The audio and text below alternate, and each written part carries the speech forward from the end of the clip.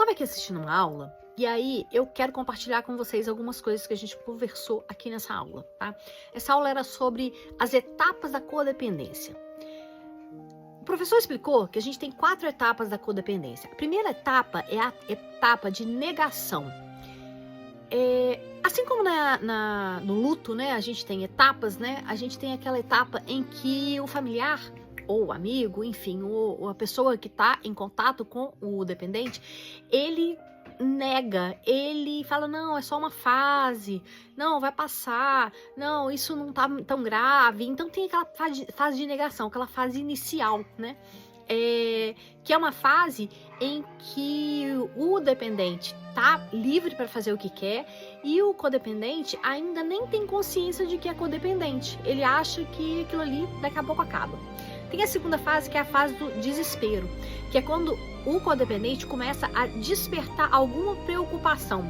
Ele tenta camuflar, então, para as outras pessoas, ele finge que aquilo ali ainda não é grave, mas o codependente já sabe que aquilo ali tem um certo grau de gravidade que é preocupante, né? Isso aí, então, é a segunda fase. Depois a gente tem a terceira fase, que é a fase de controle.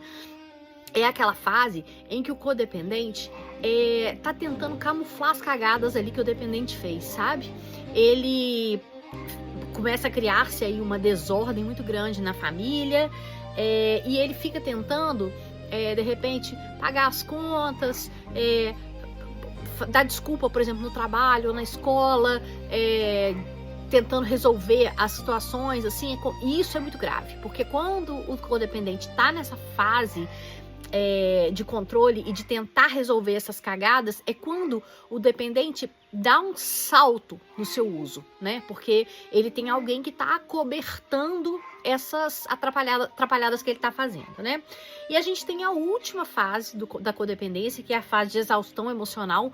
Muitas vezes quando o codependente começa a ter uma desorganização familiar muito grande. Por exemplo, quando é um filho, os pais às vezes se separam, entram numa rota de colisão muito, muito grave, né? Ou então, quando o codependente às vezes desiste, quando ele fala assim, não, eu desisti, eu agora me desvinculei, não quero mais saber, e dane-se o que o dependente está fazendo. Então, essas 4 fases são bastante interessantes. Então, assim, a gente entender como funciona para também a gente saber como atuar e onde atuar, e como a gente pode ajudar o codependente a superar essas situações e a agir da melhor forma possível para ajudar o seu dependente. Isso fez sentido para você? Você conhece algum codependente? Ou de repente você é um codependente?